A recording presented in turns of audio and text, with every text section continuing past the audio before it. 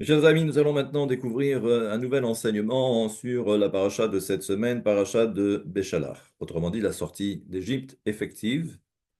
Enseignement proposé par le Zohar HaKadosh à la page 42b. Et là, le Zohar nous explique, ou rapporte plus exactement, une histoire qui s'est déroulée et qui met en scène deux rabbins qui sont Rabbi Chia et Rabbi Yossé. Et le Zohar nous dit qu'ils marchaient dans le désert. Et voilà que, comme c'est souvent le cas lorsque deux rabbins marchent dans le Zohar, c'est que forcément, il ne faut pas marcher sans que la Torah les accompagne. Et donc, c'est pourquoi s'ensuit automatiquement une discussion rabbinique. Et Rabbi Chia va dire à Rabbi Yossé que, avant que Akadosh Baruch Hu fasse tomber un représentant terrestre, quand je dis un représentant, c'est le représentant de la nation du pays, avant que cet individu, que ce représentant tombe, il faut tout d'abord que le représentant céleste de cette nation tombe en premier lieu. Et ce n'est que de facto que le représentant terrestre, lui également, finira par tomber. Et c'est pourquoi Rabbi Yossé continue toujours dans le même esprit, dans la même lancée. Il rapporte lui à son tour un verset des Télim, donc le psaume 8, verset 2. Verset dans lequel il est dit Hachem Adonenu Ma'adir Shimcha Vechol Haaretz. L'Éternel, notre Dieu, que ton nom puissant eh bien, règne sur la terre. Vechol Haaretz. Hachem Adonenu. Et là, donc, on reprend les deux premiers mots, en fait, qui sont les deux noms de Dieu, le Yud Kevavke et Adonenu. Et là, on comprend que Adonenu, c'est l'autre nom de Dieu, Ado, et plus loin, Naï. Et ça veut dire que, avant que Akadosh Baruch Hu ne fasse tomber le représentant terrestre, ou plus exactement, parce qu'il faut remonter un peu plus haut, avant de faire tomber le représentant céleste, eh bien, il faut tout d'abord qu'il y ait un jugement. Il faut que cette notion de din, la notion de rigueur, puisse ensuite s'abattre directement sur les deux représentants, céleste et terrestre. Et là, Rabbi Hossein continue et il nous dit, Asher tena odecha ala shamayim, que Akadosh Baruch Hu a répandu sa majesté, sa gloire sur les cieux. Et là, Asher natata mibaele. Et là, ce que dit donc Rabbi Yossé, c'est que ce verset mérite notre attention. C'est que normalement, le verset aurait dû dire Asher natata, c'est-à-dire que toi, tu as mis en place, que tu as donné, mibaele, otena odecha, ou simplement répands ta majesté sur les cieux. Donc on voit ici que on va voir que le verset, apparemment, d'après l'enseignement de Rabbi Yossé, est quelque peu incorrect. Mais il s'agit bien de David Ammeler, et donc ça veut dire que derrière tout cela, bien évidemment qu'il y a quelque chose de profond. Et là, c'est ce que va nous dire Rabbi Yossé. Il nous dit, Ma'u asher tena odecha. Pourquoi David Ammeler a dit, Asher tena odecha, que toi, tu as répandu ta majesté sur les cieux. C'est le mot Asher et Tena qui pose problème en réalité pour Rabbi Yossé. Mais il va expliquer. Et là, Daouraza de Nahara Amika Dechola. Et là, il nous dit, c'est que à un niveau supérieur, on comprend qu'il y a ce qu'on appelle Nahar. Nahar, c'est un fleuve. C'est ce fleuve profond qui est au-dessus de tout. C'est vrai que là, c'est assez énigmatique comme enseignement. Simplement, le Matok Midrash nous dit, et là, Milat Asher Isod Abina. Si David Ameler fait référence au mot Asher, et nous savons que le mot Asher, qui est rajouté dans ce verset et qui posait problème à Rabbi Yossé, fait référence à la sphira de Bina. Shei Anahar Ha'amok. Et c'est cela justement ce fameux fleuve qui est Amok, qui est profond, Vene'alam, qui est caché, Yoter, Mikol Azain Tartonot. Par rapport aux sept séphirotes qui sont en dessus, pardon, au-dessous de Bina. David Ba'a Ba'ute le Migdal Miné. Et on voit que la volonté de David Amelech, c'est justement les mines Gad Mine. Qu'est-ce que ça veut dire? Les Amshir et Arat Haod Meabina Elzer Anpin Anikra Shamayim. Et en fait, ce que David Amelech nous demande et demande justement à la Bina, c'est justement de faire descendre cette lumière qui provient de ce fleuve que l'on appelle justement ce Nahar Amok, ce fleuve qui est profond, qui est caché, qui n'est autre que la Bina. Et il faut que cette lumière puisse descendre maintenant, eh bien, ou se répandre sur les cieux. D'ailleurs, il faut savoir que chaque fois que l'on fait référence aux cieux dans la tradition mystique, ça fait référence au Ze'er Anpin. Veda ou Asher. Et c'est pourquoi ça s'appelle Asher. Vezeu Milat Asher, chez Bikesh David Ameler, Shi Keneged Abina. Et donc, c'est ce qu'a demandé David Ameler. Asher, Tena Odecha ala Shamaim. Asher, toi, la Bina, Tena Odcha, fais répandre justement ta lumière. Et bien, vers quoi? Vers le ciel, autrement dit, le Zer Anpin. Keat Amar Ehye Asher Ehye. Et rappelez-vous, ce que nous avons également entrevu lorsque Moshe Rabbeinu était devant le buisson ardent, où il y avait écrit, en fait, c'est Moshe Rabbeinu qui va dire à Kadosh Baruch Hu, mais Ribono Shel Olam, quand j'arrive en Égypte, ils vont me demander, mais qui est ce Dieu? Quel est son nom? Et Akadosh Baruch Hu de répondre, de dire à Moshe, Ehye Asher Ehye. Je serai celui qui sera. Et là, Arishon ou Chochma. Et là, regardez ce que le Matok Midvash, ce que nous dit maintenant le Zohar, c'est qu'il y a écrit Ehyeh.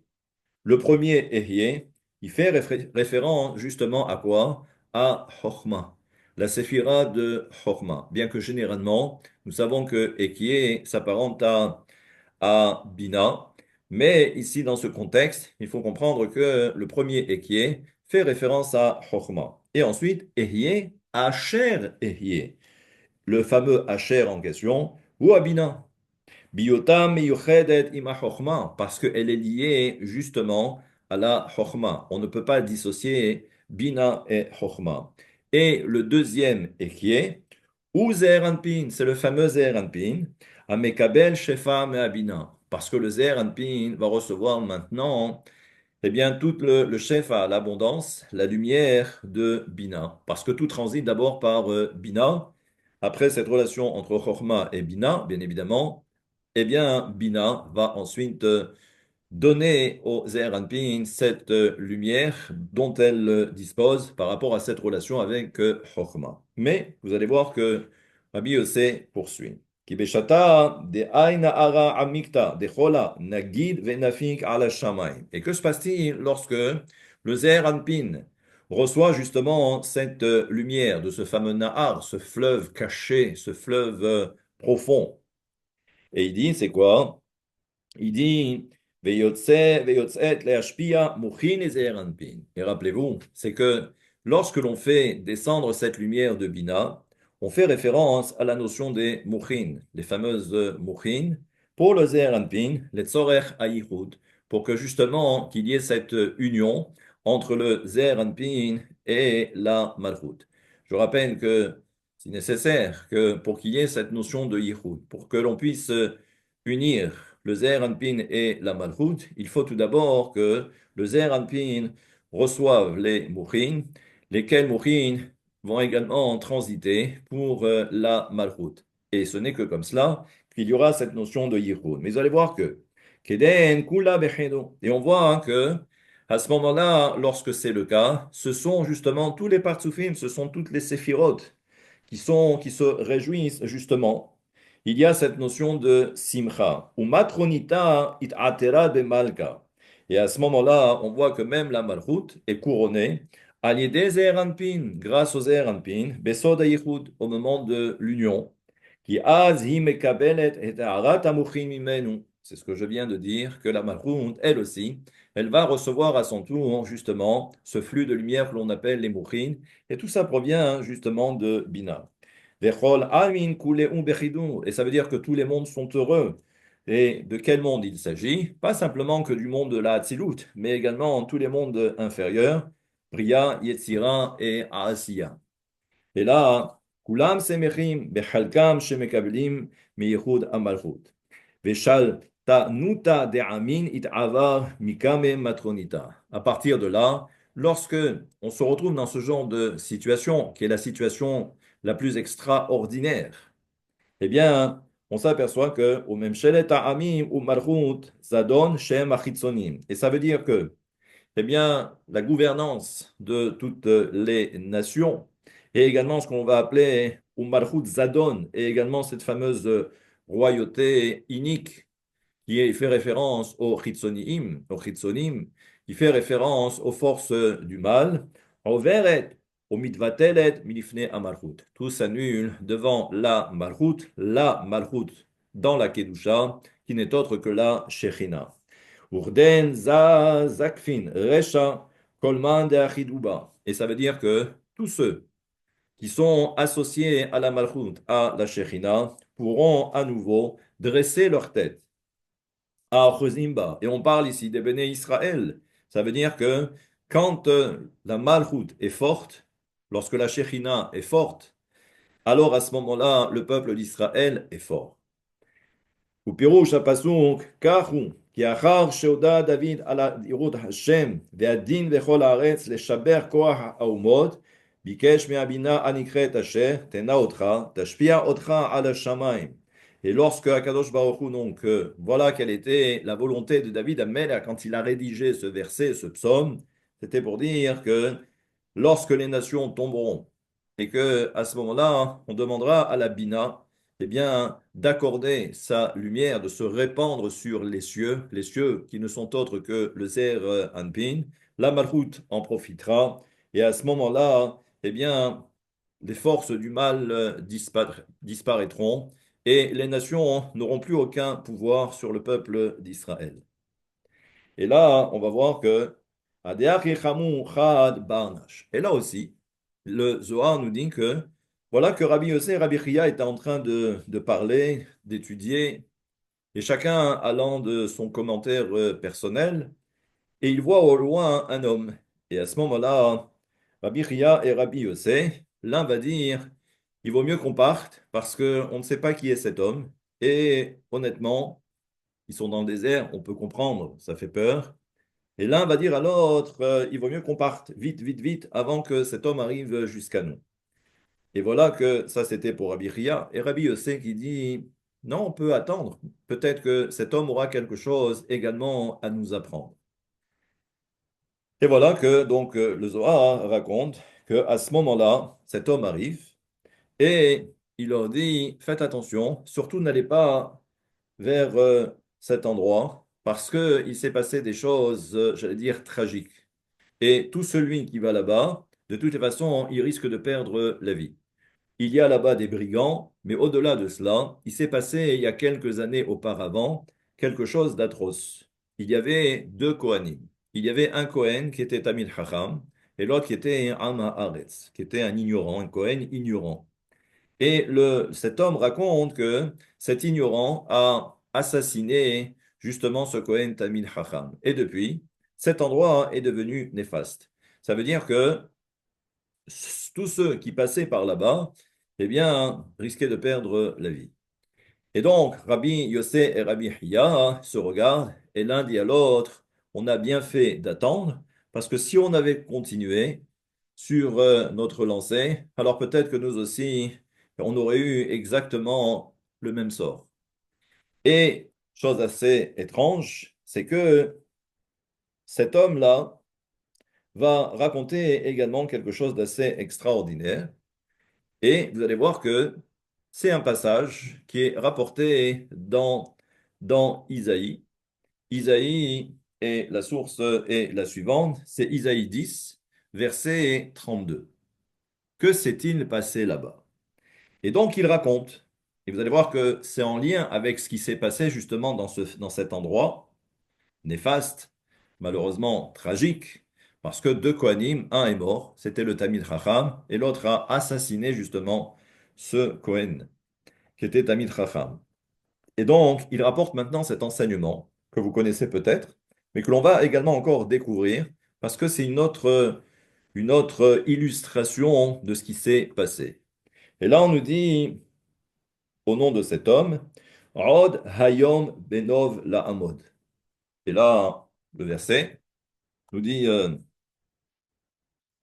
verset nous dit la chose suivante, c'est que encore une halte aujourd'hui à Nob. Nob, Nov. De là, ils étendent la main vers la montagne de la fille de Sion, vers la colline de Jérusalem. Et là, c'est quand même assez surprenant. Encore une halte. Et ça, on ne sait pas ce que ça veut dire. Et c'est pourquoi donc cet homme-là, qui apparemment était un simple voyageur, il va commencer maintenant à dévoiler certaines choses. Et vous allez voir que même Rabbi Chia et Rabbi Yossé vont être assez étonnés de l'interprétation de cet homme. Et qu'est-ce qu'il dit? Il dit, Haokum inumare metivta. On sait que ce passage fait référence à cet endroit qui s'appelle Nov, et malheureusement, c'est dans cette ville de Nov que tous les Kohanim ont été assassinés par le roi Shaoul, sous prétexte que David Ameller, David Ameller s'est retrouvé dans la ville de Nov et on lui a offert l'hospitalité pour se réfugier, tout simplement. Lorsque Shaoul a entendu une chose pareille, il a décidé de tuer en réalité, eh bien, tous les Kohanim. Et là, regardez, c'est que ce passage de Yeshayahu, ce passage d'Isaïe fait référence à la guerre de Sancheriv. Vous savez que Sancheriv avait monté une armée qui était assez conséquente de 185 000 soldats. Et ils se sont présentés devant Jérusalem. Le Zohar nous dit ici, toujours d'après cet homme, cet anonyme, c'est que normalement, Akadosh Baruch Hu, concernant cette sanction qui devait peser sur le peuple d'Israël, et on va comprendre que normalement, par rapport à cette tragédie, des Kohanim, une ville tout entière, ont été saccagées, ont été assassinées par le roi Shaoul. Et là, on va voir que personne n'a bronché, c'est-à-dire que personne ne s'est interposé. Et là, dans le ciel, ça a fait un grand boom. Et ça veut dire que dans le ciel, eh bien, normalement, lorsqu'on a dit au nom du verset Od Hayom Benov La'amod, c'est-à-dire que, encore aujourd'hui, c'est-à-dire que si Sancheriv avait décidé d'intervenir et de détruire Jérusalem, il l'aurait fait. Parce que c'était le moment où la sanction par rapport au fait que le peuple d'Israël n'était pas intervenu après la mort de tous ses Kohanim, eh bien normalement, si Sancheriv avait décidé d'intervenir et de détruire Jérusalem, eh bien la sanction, eh bien ce serait exercée. Et là, eh bien Jérusalem serait tombée. Le simple fait que Sancheriv a pour l'instant décidé d'intervenir que le lendemain, eh bien, c'est pourquoi la sanction n'a pas eu lieu. Et nous connaissons la suite, c'est que, et regardez, Balaïlaou, les fiches Ekvar Avar Zman Akzera, parce que le temps ou le moment de la Xéra du décret céleste qui pesait sur le peuple d'Israël, Nidvatel Aonesh, étant donné qu'il a surchoix, et il s'est dit, non, pas aujourd'hui, mais demain j'interviendrai et je ferai la guerre, eh bien, on s'aperçoit que la Xéra était nulle et non avenue. Ve'adraba, kol machanotav ne'agu. Et on a vu qu'en fait, ce sont tous ces soldats qui sont morts, aliédés malach, par l'intermédiaire d'un ange, et le Zohar nous dit qu'ils étaient au nombre de 185 000. Ça veut dire que 185 000 soldats sont morts cette nuit-là. Et il nous dit, Aval ana lo amena lechu hachi, ella de raza de mila olifna. Et cet homme dont on vient de parler, en fait, c'est que il va dire à Rabbi Chia et à Rabbi Yossé, ça vous connaissez. Mais maintenant, je vais vous dire exactement quels sont les secrets par rapport à ce passage. Et là, il nous dit, Vaïkach Aaron et Elisheva bat Aminadav. Et on voit que Aaron a pris pour femme Elisheva, fille de Aminadav. Et là, donc maintenant, vous savez que Aaron s'est marié avec une jeune fille qui s'appelait Elisheva, la fille de Aminadav. Et tout ça a son importance. Et il nous dit quoi? Les Raza ou al Knesset Israël. Il dit en fait, c'est quoi le secret? C'est que ce verset-là, Aaron, Elisheva, fille de Aminadav, eh bien, fait référence à la Knesset Israël, fait référence à l'Assemblée d'Israël. Et vous verrez que dans le langage du Zohar, l'Assemblée d'Israël, ce n'est autre que la Shekhinah, et qui est appelée comment? La Shekhinah s'appelle Eli Sheva. Qu'est-ce que ça veut dire Eli Sheva? Qui est Otiot Eli, les lettres qui composent le mot Eli, Aleph, Lamed, Yud, Romezet al Shlosha Rishonot Shela. C'est que les trois premières, vous savez que dans chaque séphira, elle se décompose à nouveau en 10. Et donc ça veut dire qu'on parle ici de la Shekhinah, c'est la Malchut. Les trois premières font référence à Eli. Aleph, c'est Keter. Le Lamed, c'est Bina. Et Yud, c'est Chochma, c'est Eli. Venikret Sheva. Et elle est appelée également Sheva Eli. Sheva. Sheva qui veut dire 7. En fait, ce sont les 7 séphirot inférieures. Bat Aminadav. Et pourquoi Bat Aminadav? La fille de Aminadav, c'est ce qu'on appelle Bat Ahesed. C'est la fille, en fait, Aminadav, Nodev, Nadav, Nadvan. Ça veut dire, c'est celui qui donne. Eh bien, c'est la notion de Hesed. C'est la notion, justement, de bonté. Et c'est pour cette raison que, la reine Katouv, et c'est pourquoi le verset nous dit, Vaïkach Aaron et Elisheva, que Aaron a pris pour femme Elisheva, et on sait très bien que Aaron, par définition, c'est l'homme du chesed, c'est l'homme de la bonté. Et regardez, des Aaron ou Shushvina dit là. Et nous savons que, qu'on appelle les Shushvinin, ce sont ceux qui sont là pour préparer la, on va dire, la mariée. Autrement dit, la malroute. Et qu'est-ce que ça veut dire? Ça veut dire que tous les préparatifs, il y a le responsable de tous les préparatifs, c'est-à-dire comment habiller la mariée, également l'appareil, comment également les bijoux et ainsi de suite. Et ça, hein, ça appartient justement à Aaron à Cohen. C'est-à-dire, mais de quoi on parle? Les takena beta, c'est-à-dire pour préparer sa maison. Qu'est-ce que ça veut dire? Les taken sochre betamikdash. On voit que la maison de la Shekhinah, c'est quoi la maison de la Shekhinah? C'est le Bet Amikdash, c'est le temple de Jérusalem. Et ça veut dire que dans cette maison qui est là pour accueillir justement la Shekhinah, c'est tout le travail de Aaron à Cohen. Il doit préparer la maison. Et c'est pourquoi, hein, qu'est-ce qu'il y a dans cette maison? Adlakat Anerot. Il faut allumer les bougies. Vesidur HaShulchan, il faut préparer la table. Imlechem Apanim. Et on a vu que, en fait, c'est ce qu'il y avait dans le Beth Amikdash. Il y avait la menorah, donc la lumière, il faut de la lumière. Il faut également une table avec ce qu'il y avait, la table avec les fameux pains et, et tout le reste. Velachen, lechaper al Israël, she'em bnei beta. Et également, c'est pour expier les fautes de tous les enfants de sa maison, autrement dit le peuple d'Israël. Ulshameshala, ulshamesh otam be'akravat hakorbanot. Il fallait également assurer les sacrifices.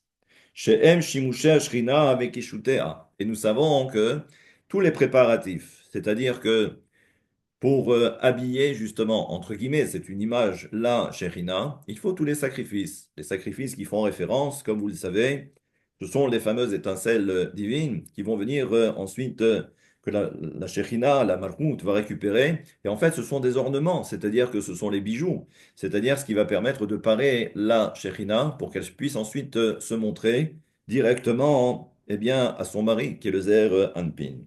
Ou me'ala les malka. Et c'est pourquoi hein, tout ça, c'est pour permettre justement à la malka, à la reine, de justement, kahada, c'est de pouvoir ensuite de s'unir au roi, ou en fait la malchoute au zer anpin.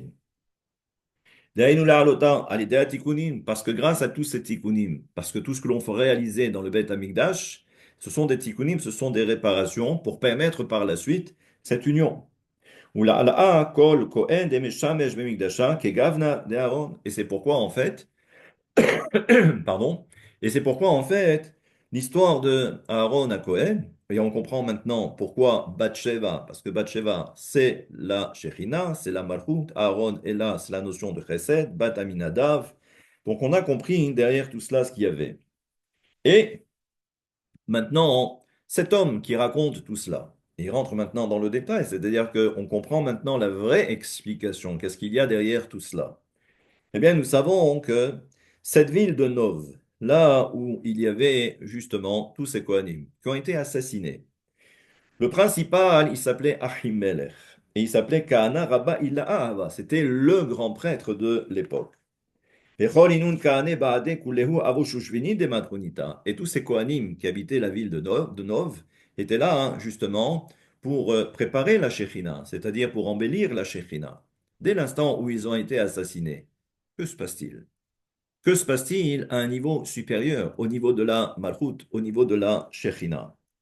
Et c'est pourquoi, Veitavit, Shushvina dila, Velaishtekach man, Demshamesh, Kama, Vetaken, Veta. Il n'y avait plus personne.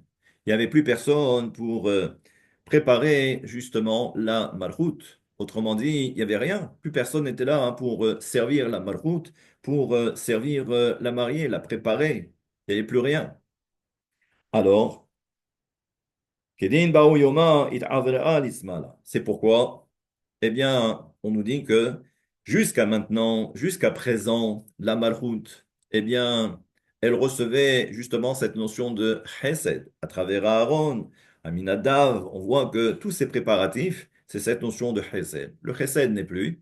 C'est à ce moment-là, hein, que la Malchut va passer, j'allais dire, de l'autre côté. De l'autre côté, ça veut dire que ce n'est plus le chesed, maintenant c'est le côté gauche. Le côté gauche, eh bien justement, le côté gauche, c'est la rigueur. Et là, vous allez voir. Ve'az me'oto ayom. Et depuis ce jour-là, Avra letzad adinim chez Bismol.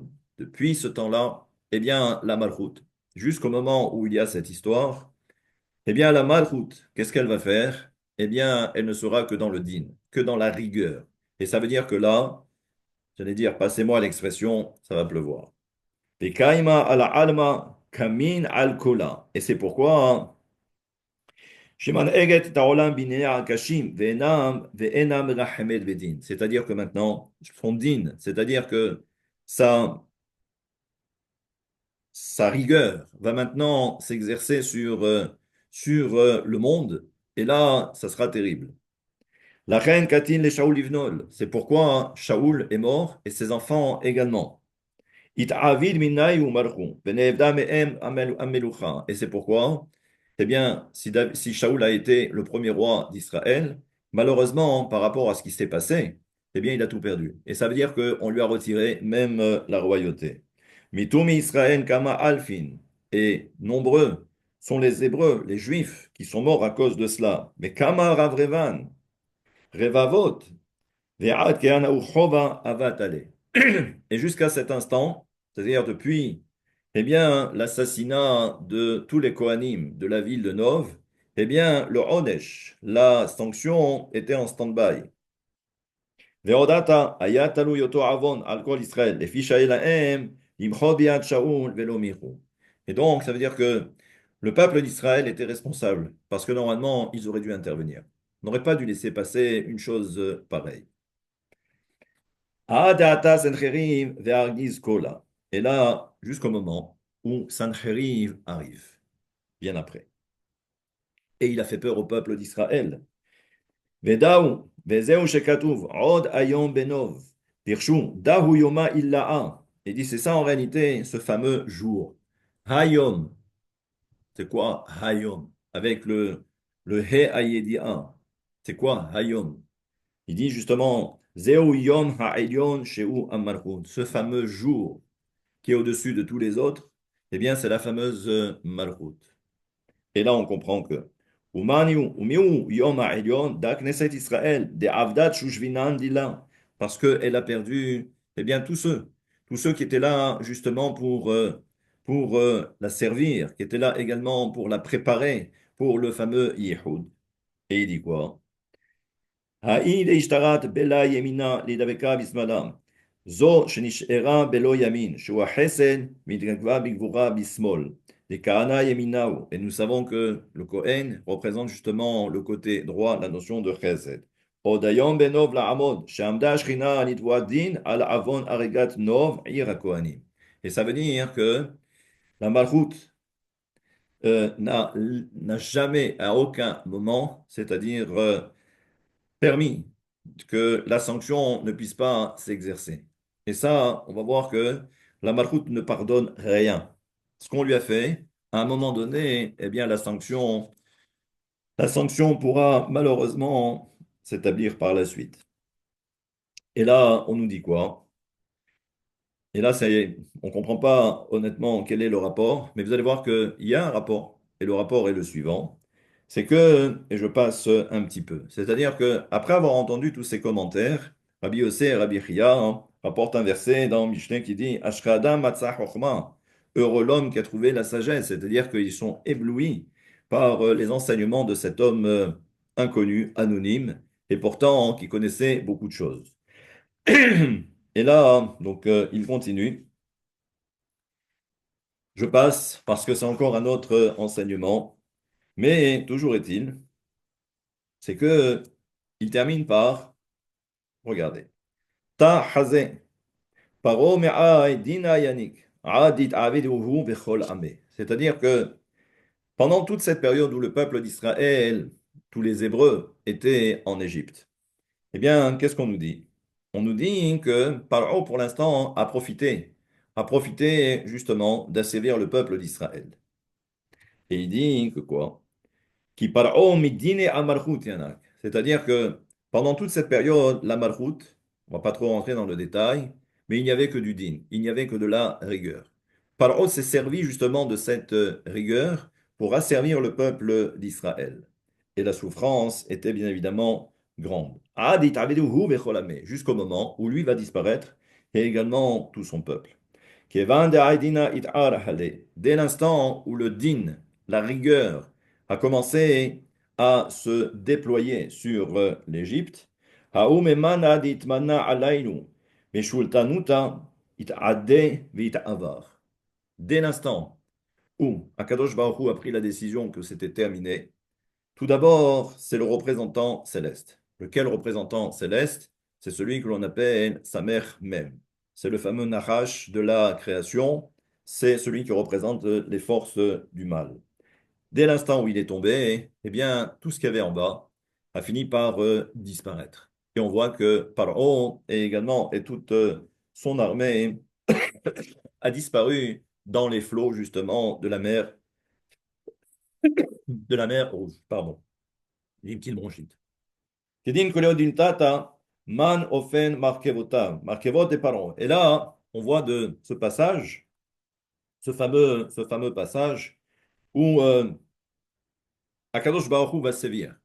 Et la question que va poser justement cet homme, c'est de dire, mais en fin de compte, pourquoi les Hébreux? Pourquoi est-ce que les Hébreux, pardon, pourquoi est-ce que les Égyptiens ont sombré dans la mer Rouge? Pourquoi pas sur terre directement?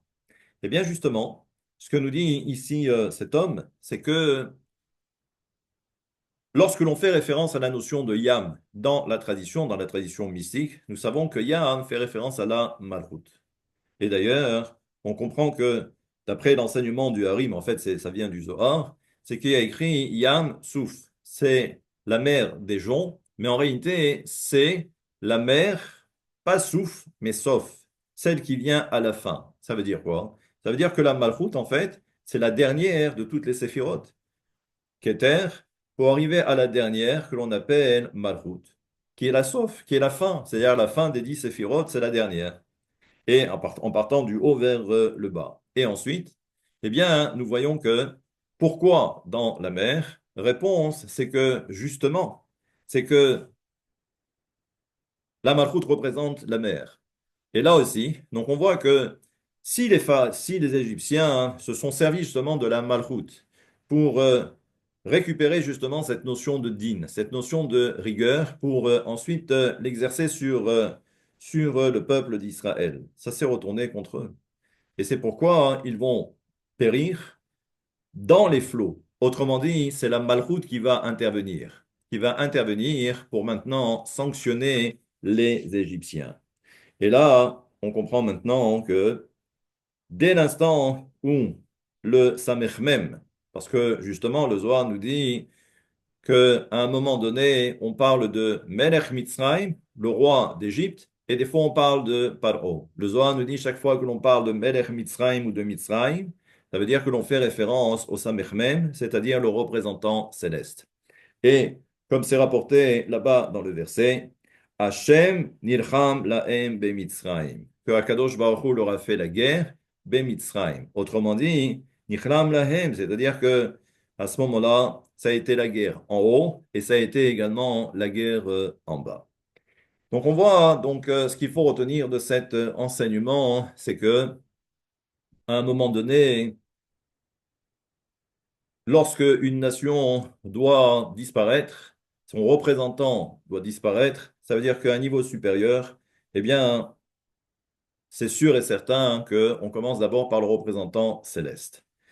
Et là aussi, et je termine avec cela, c'est que dans ce même Zohar, dans cette même paracha, on voit que lorsque l'Égypte a été affaiblie, mais ça veut dire que si elle a été affaiblie, ça veut dire également que le représentant céleste a été affaibli. Et ce que nous dit le Zohar, c'est que lorsque Pharaon décide de poursuivre le peuple d'Israël, les Hébreux, eh bien, il a récupéré des chars, différents chars qui étaient au nombre de 600. 600 par rapport à 600 000, mais entre pas.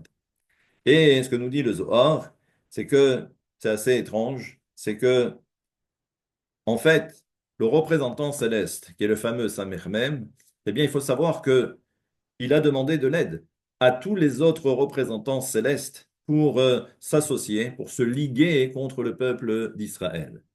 Ça paraît étrange parce que ça nous rappelle pas mal de choses, on va dire, ces derniers temps, où on voit que de nombreuses nations se sont liguées contre le peuple d'Israël.